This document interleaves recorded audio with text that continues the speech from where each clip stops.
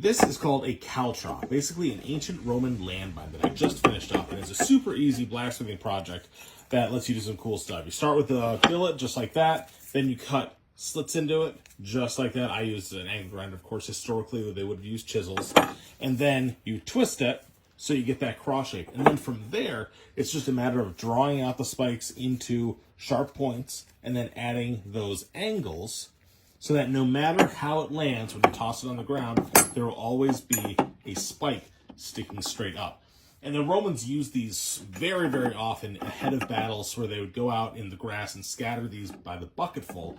And it would be used to blunt an enemy charge, where, of course, the enemy is going to run into these in tall grass, and they're just going to obliterate their feet. And it's going to sow confusion, mass hysteria. Nobody's going to know what's going on. And it just gives the Romans that much more of an advantage. And of course, you could put them in a layered defense with their trenches. The Romans were known for huge fortifications. And all it takes is a little bit of iron and a little downtime from a blacksmith. But of course, this doesn't end with the Romans. You get to see them on the modern battlefield a bit too. This is a more modern one that I just made. You can see I just made it very simply out of 1/4-inch thick round that I sharpened the points, bent at an angle, and crudely welded together. But you see stuff like this a lot in Ukraine right now, where the Ukrainian forces have realized that these are a really field expedient way to shut down roads.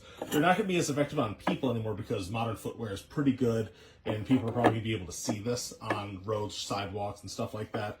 But these are fantastic to drop via drone in the rear of enemy lines, where you can drop a whole bunch of these in the middle of a road behind the enemy's lines, and it'll shut down all the logistics, all the vehicles, the vans, the trucks, because this is just going to obliterate tires. Super easy, super cheap, and yeah, just not a fun thing. It's kind of funny how history never really dies, right?